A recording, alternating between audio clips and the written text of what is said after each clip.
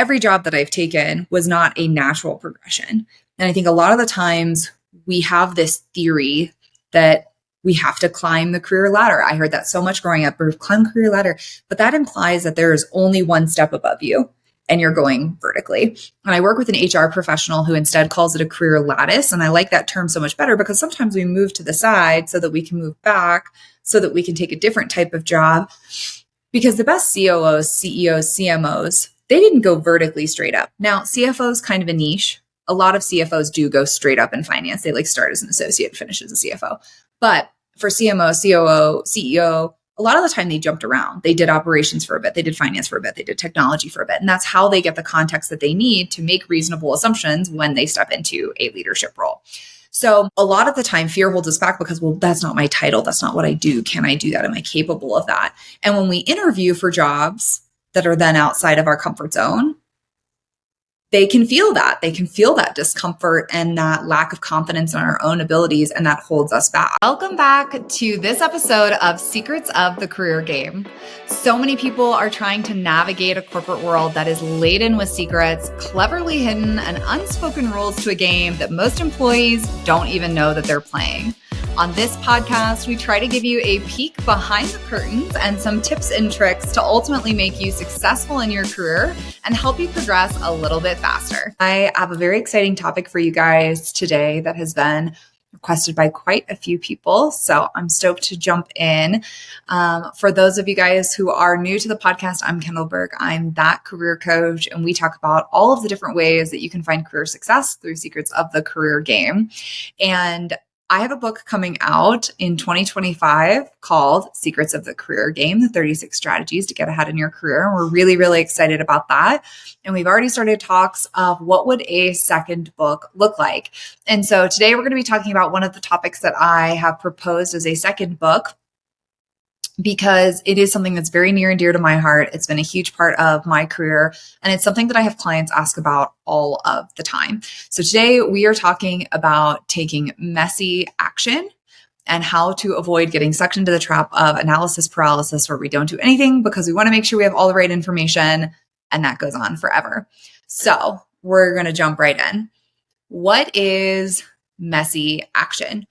So I want to be really clear here. When I talk about taking messy action, my goal is not to have you jump in with both feet into something that is a bad idea without properly researching it. Okay.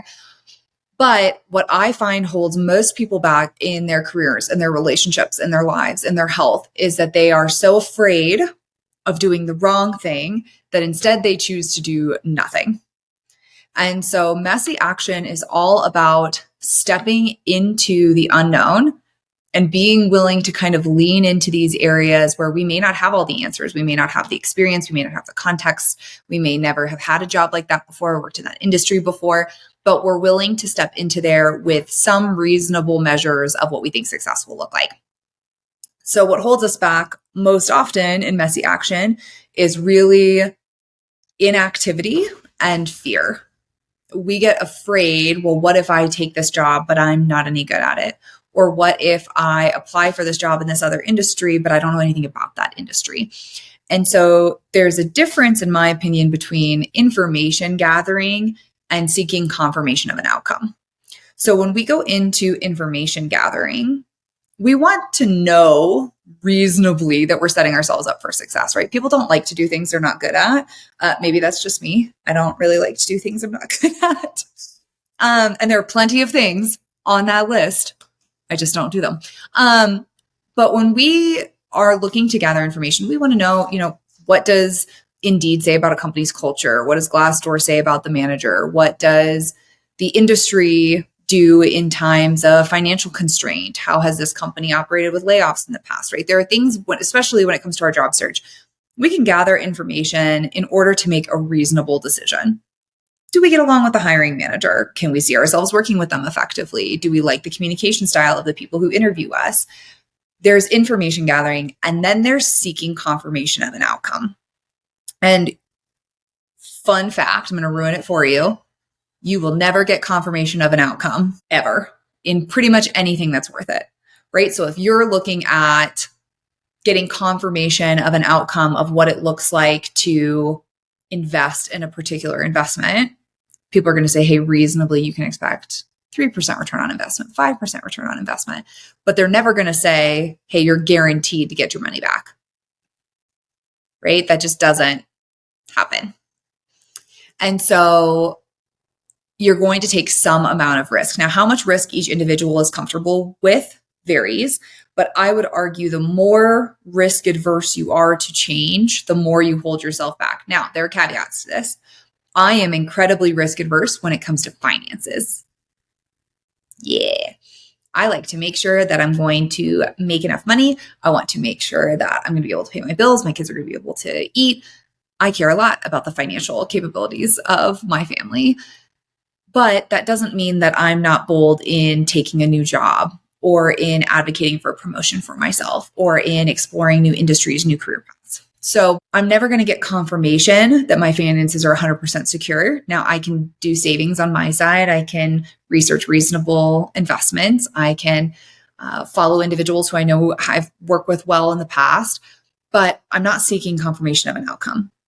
And so you need to figure out your own risk appetite, right? In all different areas of your life. And there are 4 primarily that I focus on. So the first is your health.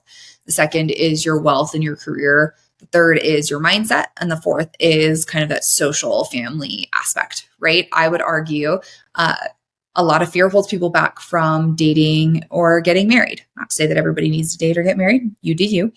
But for the people who want to, a lot of the time we're afraid of taking that jump, or we're afraid of ending up in the wrong relationship. And so we do nothing instead. And so I do feel like this desire to know 100% with certainty that something's going to go a certain way really does hold us back from taking healthy amounts of risks in the rest of our lives. And so messy action is where we have met our risk appetite requirement for information gathering and are still willing to take action. And I'll talk a little bit about me. Okay. In my career, I have changed industries twice.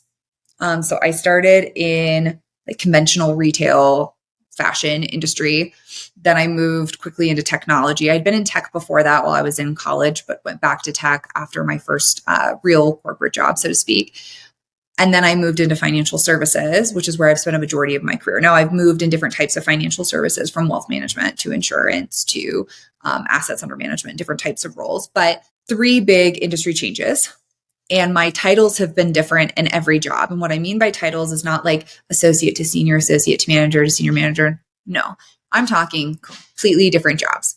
So my first job out of school was really a financial analyst / data scientist. So I was building models. I was doing predictions. We were analyzing financial successes across different operational groups, very financially heavy. My next job was a continuation of that, but much more accounting based. So more of like an accountant type processor role, overseeing construction projects. Then I moved into a business analyst role where I was looking more at like problems and process improvement and strategy, and how are we working in our sales organization versus our operations team. Then I moved from that into technology and I was doing product management. Then I went to operate as a chief of staff for a chief data officer, doing a combination of like the data tech side, but also the chief of staff strategy side. And then I ended up, ironically, almost back in finance, doing this hybrid finance workforce role that I have currently. And so every job that I've taken was not a natural progression. And I think a lot of the times we have this theory that we have to climb the career ladder. I heard that so much growing up, climb career ladder, but that implies that there is only one step above you and you're going vertically. And I work with an HR professional who instead calls it a career lattice. And I like that term so much better because sometimes we move to the side so that we can move back, so that we can take a different type of job. Because the best COOs, CEOs, CMOs, they didn't go vertically straight up. Now, CFO is kind of a niche. A lot of CFOs do go straight up in finance. They like start as an associate and finish as a CFO. But for CMO, COO, CEO, a lot of the time they jumped around. They did operations for a bit. They did finance for a bit. They did technology for a bit. And that's how they get the context that they need to make reasonable assumptions when they step into a leadership role. So a lot of the time fear holds us back because, well, that's not my title. That's not what I do. Can I do that? Am I capable of that? And when we interview for jobs that are then outside of our comfort zone, they can feel that. They can feel that discomfort and that lack of confidence in our own abilities, and that holds us back. So I would say in my career, I've had to take some jumps, some leaps of faith, and try different things. But even more so in the entrepreneurial space, since starting that career coach, I've talked to tons of entrepreneurs about this on the pod as well. So you guys have heard this before. We go into these businesses and we think, well, I'm good at giving advice, right? I'm good at helping people in their careers. I've done this before. I could be a great career coach. But that's like 20% of owning a business. The other 80% is like negotiations, reading legal contracts, managing a team, managing finances, having a vision and a strategy. Like there's all these other components to having a company that I had no idea how to do until I ran a company. Now, theoretically, have I done some of these things somewhat tangentially in my corporate career? Sure. But I've never been responsible for creating from scratch how much money I think I'm going to make in a year and convincing my accountant that that makes sense, or talking to a bank about it, or filing paperwork for an LLC. And I'll use this as an example. The first pitch that I made to a major company, they wanted training support. So they wanted me to create custom training for them, for some of their executives to use. And we were going to do a licensing based model. And this was years ago. And I sent them a pitch. And it was so much money to me. At this point, career coach hadn't made very much money. I hadn't done any negotiations. And it seemed like so much money that I responded to the email and told them that I mistyped my quote and added an extra zero and that they could take it off. Okay. This is what I did because I was so insecure about it and I didn't know what I was doing. And it later found out that I didn't get that contract because I was so much lower priced than everybody else. They didn't think I could do it. So word of the wise, don't underestimate your value. But there were lots of times that I stepped into something that I didn't do, right? I wrote a book that I've never written a book before. Here's a book. Ta-da! I have started a podcast. I'd never recorded an episode for a podcast before I started that career coach. And I had my first guest on like episode 3 and I had like no idea what I was doing. And a lot of people who make podcasts will tell you like, oh, you batch a lot of your episodes, you get them ready, you get them scheduled and edited so they can go out. Did I do any of that? No. I recorded an episode and I went live the same day. And I was like, I'll figure it out. I'll find guests. I'll think of things to talk about, right? Now, maybe that's a little too messy of action for many people's risk appetites out there.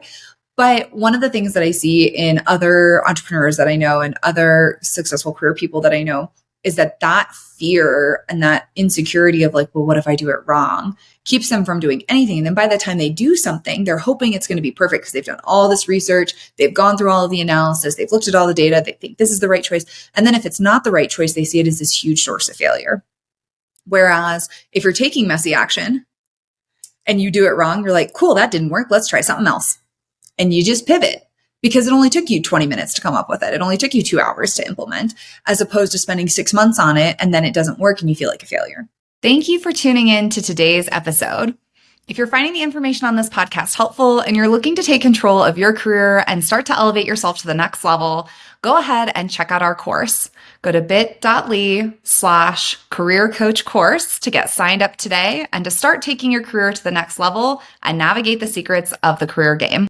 And so this iterative process, and if you're in any type of agile methodology or technology, we talk about iterations a lot and, MVPs, minimum viable products. But the reality is the faster you get something out into the market that you can test, the faster you get something to your boss that you can test and get feedback on, the better off you are over the course of your career. Now, there are certain corporate cultures that don't have a huge appetite for this. I'm aware, right? Where maybe your boss wants a completed, perfect product before they look at it. I'm not a huge fan of those types of bosses, as I'm sure you can imagine, but there are definitely companies where the culture is you don't bring anything to your leadership until it's done. But that doesn't mean you can't take it to your peer and have them look at it and get their feedback. It doesn't mean you can't circulate it with some people in operations, get their thoughts. Is there anything you're missing in the process, right? And that kind of iteration will help you get over your fear of failure, because doing something that's not perfect the first time doesn't mean it failed. It just means it needed to be tweaked. And if the 7th time it's wildly successful, then you didn't fail at all, right? You just learned quickly. You learned quickly by doing. And so that will help with this perceived sense of failure that I feel a lot of people have, right? We don't want to apply for the job because what if they don't call us for an interview? We don't want to interview for the job because what if we don't get a job offer? We don't want to pitch a proposal we have to our executives because what if they say no? Well, if they say no, you're in the exact same position you're in today. It's the exact same position. And this is, again, goes back to each individual's risk type. Obviously, I have a little bit more of a risk appetite than most. But my thought is, if you ask your boss a question and there's a possible bad answer, right? Hey, I'd like to get promoted at the end of the year. Is that going to happen? There's a chance they say no, right? But at least if they say no, now we know and we can decide, are we okay with that? Do we need to make changes? Do we need to improve our performance? Do we need to look externally?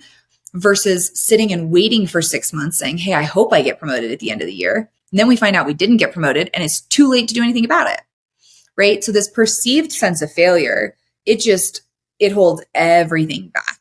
And so there have definitely been times in my career, don't get me wrong, where I turned down a job because I was like, man, am I ready for that? I don't know. Or, hey, this opportunity seems scary, or I've never done that before. Good examples, when I was fresh out of college, I got offered to work for New York Life Insurance. I feel like they offer every new graduate a job. If you work for New York Life Insurance and you love it, let me know. You can come on the pod. I want to hear about it. But I interviewed for them, took all the assessments, did all the things. They're like, oh my gosh, you're like exactly what we're looking for. With one thing, I am financially incredibly risk adverse. And they were looking for somebody who had more of a risk appetite in finances. And I was like, listen, you got me on everything else, but when it comes to money, I want a paycheck. Sorry about you. And I turned down that job because it seemed too risky. Now I have friends who are in that space who do incredibly well, and they put in the grunt work early on in their career, and now they're very, very, very successful. So again, risk appetite. But overall, there are very few projects or opportunities that my leadership has ever offered me that I was like, no, I really don't feel comfortable doing that. Very, very few. And most of the time it comes down to, do you trust yourself to learn something new? Do you have faith in your own ability to learn a new skill, action on that skill, and create impact for your team and your company? If you don't have faith in yourself, probably going to struggle, right? Probably not going to do well. But if you have faith in your own ability to execute something, that confidence goes miles, right? And so really building up out of that imposter syndrome into this confidence in yourself and your ability to learn new things is going to help you go from analyzing things to death to more of that messy action, proactive mindset. And there's a quick exercise that I like to do here where you write out at least 3 fears of your future that hold us back. So for me, it would be like, since I've been on the finance trend this episode, we talk about like fear of poverty, right? There were definitely times when I was growing up where I had no money, and I'm very afraid of going back to that stage. And so now I'm very financially risk adverse, right? But fear of lack of money, fear of disappointing your parents, fear of letting down your spouse, fear of homelessness, right? Figure out what your fears are. Write out 3 legitimate life impacting fears that you have. And then what are the negative self-perceptions we have that go with each one that hold us back, right? So if I'm financially risk adverse, my fear is homelessness and poverty, right? The insecurity I have about myself is, what if nobody wanted to employ me, right? What if I was incapable of getting a job? Pretty ironic for a career coach, right? And as I've gotten older, I have a lot less fear of that, because now I'm like, I probably could find a job anywhere at this point, right? Even if it was Starbucks, I'd be the best barista you've ever seen, okay? Or if it was bagging groceries at the grocery store. I have been humbled over the course of my career in ways where there are very few jobs that I wouldn't do, because in the end, I would rather have that stability than be unemployed. Personal preference, right? Not that there's anything wrong with unemployment. And so what is that negative perception you have of yourself that's leading to that fear that's holding you back from doing these things? So going through that exercise with your 3 main fears will really help you understand what is it that's keeping you from taking action where you can, and that's really holding you in your current state. The other thing that I feel like really holds us back is this like perfectionism theory. If we do something, it must be perfect. Okay. Entrepreneurs are a great example of this, because people will have so many ideas and they get it patented, and they get a business plan together, and they create their LLC, and they get their finances set up, and they create their business bank accounts. They get their accountant, and they get everything ticked and tied and ready. And then they go to the market with that product, and the product flops. And then they're out of business because they wanted it to be perfect. They wanted everything to be exactly the way it was supposed to be. And for those of you guys who don't know, I owned a business before that career coach that was not successful. And it was exactly that way. I had all of my designs. I had all of my products. I had my business bank accounts. I had my accountant. Everything was ready to go. And then the product didn't move. And I had expected it to be perfect because I had put in all of this upstream work that when it didn't, I didn't know how to recover. Whereas what I tell myself now is like, let's try it for 30 days and see if it works. And if it works, great, awesome. Then that becomes part of our ongoing process. And if it doesn't, we pivot. And nothing takes more than a week for me to implement. So when I was working to create Play the Game, my signature career coach program, most of the coaches I talked to were like, hey, creating a program takes 6 months. You're going to have to record all your content. You're going to have to do all of your edits. You're going to have to make sure that you have a plan. You're going to need to create this, this, this, this, and this. I created my entire program start to finish in 5 days. I recorded all the content. I edited it. I hosted it. I made sure it made sense. I created all my templates that went with it. I got ready and I launched my first post on Instagram saying you can sign up for my program. And I didn't do a big launch or a big date of you could call me and you could start right away. And that first month, I signed up 24 clients. My first month. So I knew the program worked. I knew my marketing worked. Clients were giving me really positive responses once they were in program. And then it iterated from there. Similarly, I launched a different program this year that did not do well. It was ready to go. We had all of the materials. Everything was structured. And after 3 months, we had 0 signups. Scrap that program. That program's not working. So when we get into this mindset of like, it has to be perfect, it has to work, everything has to be exactly the right way, and then it's not, we really struggle to recover. Whereas if we try something and it's not perfect, but we didn't put in too much effort, obviously we want to think through things. This goes back to information gathering. We think through things. We understand our markets. We understand our customers. What do they want to know? And then we implement. But if all of that takes us a week or it takes us 2 weeks or it takes us a month versus 6 months, we don't feel as heartbroken if it's not perfect, and we're able to adjust faster.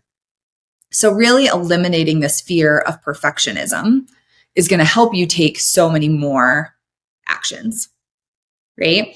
And one of the ways that I do this tactically is I give myself 3 goals every month, and that's it. Okay. Some months it's less, but it's never more than 3. And I have 3 goals within a month.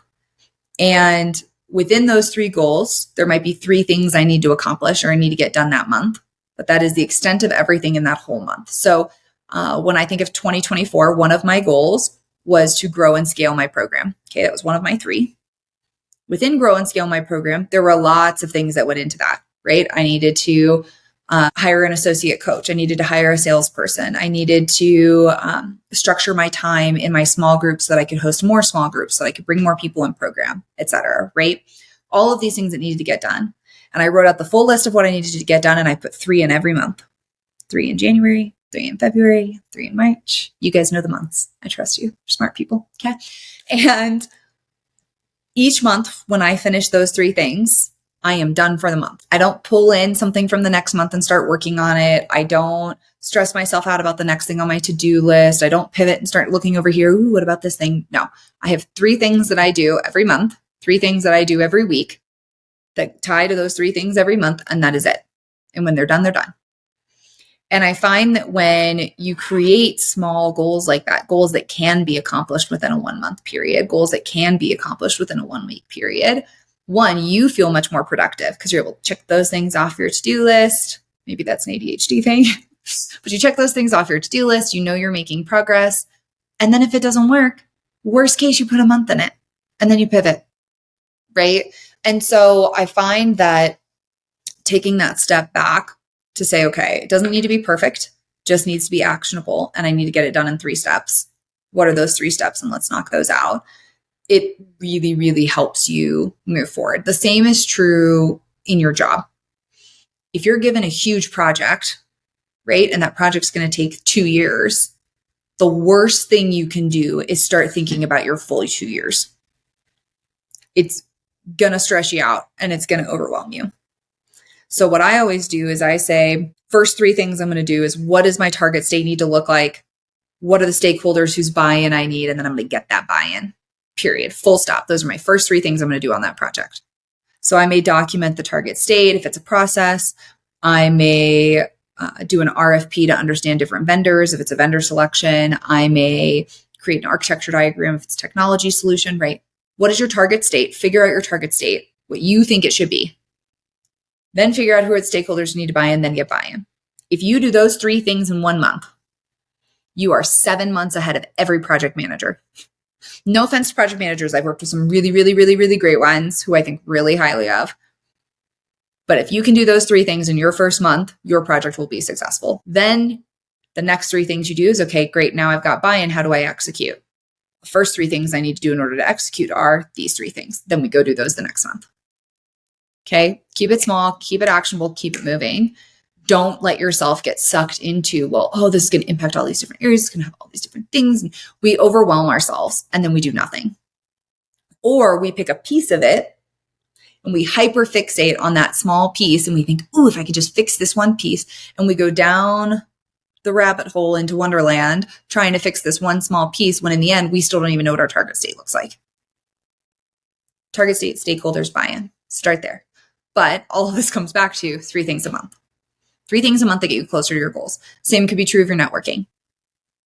First month on a new job, I'm meeting with all of my key stakeholders. I'm identifying who I want to be my mentors, and I'm doing all of my trainings, getting all my access. 3 things. It doesn't have to be complicated. But those action items will take you so much closer to success than swirling in that need for perfectionism. The last thing that we'll talk on is really how to test your ideas. So some of this is really dependent on your leadership or your scope of work. I've worked for bosses who didn't want to see anything that wasn't absolutely fully fleshed out and ready to go. Okay. And I've worked for other bosses who were like, let's talk about it. Let's ideate. Let's spend some time whiteboarding. Let's connect. Learn your leadership's interaction style first. Okay. They're going to fall into one of 3 categories. 1, they don't want to see anything till it's perfect. They're the most challenging. 2, they want to whiteboard with you at the start. They don't want you doing anything until they've weighed in. Or 3, they want you to bring them things they can react to, and they want to iterate quickly on those reactions. Okay. Those are your 3 options. If it's we're going to start in reverse order. If it's the third, they want you to rapidly iterate. Always bring options. I've talked about optionality on other pod episodes. I'm going to bring it up again. You should be bringing options to your boss. Hey, I have 2 ideas of how we could do this. One of those ideas might be stupid, by the way. A lot of the time people come to me and be like, well, there's only really one answer. Why do I have to bring options? Great. Bring them a stupid option. At least they know you thought about it. You thought about different solutions. You got out of your own way. You came with a proposal that wasn't your first choice. That says a lot about an individual. At least 2 options. Here's kind of what I'm thinking. Which one do you want to go with? And they say, oh, I want to go with option A. And you're like, great. That's would have been my recommendation. Awesome. Let me flesh something out a little bit further. And then you come up with a little bit more information about how option A could work, some strategies. You bring it back and you're like, hey, this is great, but tweak these few things. You're like, great. Then we do one last round. We get buy-in. Now we can go to our stakeholders. Boom. Okay.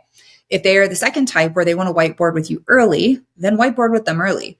Get in a room, virtual or physical. Hey, how do you see this going? What are some of your thoughts? And document it.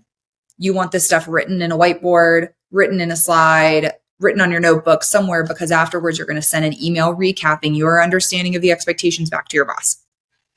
I had a leader once when I first had my daughter. I used to, I'm not as good now, but when I was more junior, was notorious for sending meeting summary notes. You had a meeting with me, you got notes back. Here's what we talked about. Here's what you agreed to do. Here's what I agreed to do. Here's our next steps. Chat with you in 2 weeks. Every meeting. And when I went out on maternity leave, my boss at the time was so funny. He goes, oh, what are we going to do without your meeting notes while you're gone? And just made a joke about it. And when I came back 6 months later, he was like, Kendall, all I need in life is for you to send me some meeting notes. Can you please, for the love of God, send me notes again? Because I have gotten so dependent on getting notes from you of what we talked about, what we agreed to, that I can no longer remember things. And I always think about it because it is true, right? People want to see in writing, like, hey, here's how you interpreted it. Here's our next step. Here's our action items. So if you are with a whiteboard boss, you're going to make sure you document it after. That way, when you bring them a slide deck later that you believe to be fully fleshed out, it's rooted in that common understanding. If you have a boss who wants you to have a lot of autonomy, but only bring them perfect things, they are your most challenging boss. What I would encourage you to do is figure out who on your team does that really well. Who is the mind reader in your group? Because there's always one. There's always one mind reader that gets the boss. Okay. Who is the mind reader? Find them. And then before you take things to your boss, you're going to set up a meeting with that person and say, hey, here's the thing that my boss asked me to do. Here's my first draft. Love to get your thoughts. Is there anything I'm missing? Things you would change? Would you change the order? How would you get around this? And get their feedback before you go to the boss. because that's going to help save you a bunch of time. Now, the more senior I've gotten in my career, I have gotten better and better at reading the boss's mind. Here's what they're going to look for. Here's what they're going to want. And that's from doing it wrong 10,000 times, in case you're curious. But that's how you're going to get the response you need. That's how you're going to get your testing done. Is it's either directly going to be from your boss, or it's going to be from the peer who gets your boss the most. Now, if you're in an environment where neither of those things are possible and your boss only wants fully flushed, finished products, I would argue it's going to be a challenging environment for you to find success and progression in. Just my 2 cents. But you can also still go to your peers, get their thoughts, get their buy-in. Maybe your boss's peers, if they have a peer who's really easy to get along with or who's a good communicator, you go to them. But you want to kind of start to test these ideas. Same is true in the entrepreneurial world. We try stuff. Sometimes it works. Sometimes it doesn't. And we're getting feedback from those clients real time, and that's how we're iterating on it. The same is true in your health. You want to know if a diet's going to work for you? Try it. See if it does, right? Or get a constant glucose monitor. Use that while you're trying different things. See what the reaction and the testing time is. Same is true from dating. You're not going to know what you don't like till you date them. Sorry. Wish there was an easier way there. But really getting into that mindset of rapid iteration and rapid testing is going to allow you to make progress more quickly. And it's going to allow you to propel yourself forward. So hopefully you guys found this helpful. If you guys have any questions about messy action or about how to start to implement it in your lives, please leave it below in the comments and rate this show 5 stars if you liked it. Otherwise, I'm Kendall, that career coach, and we'll see you guys next week for another great episode.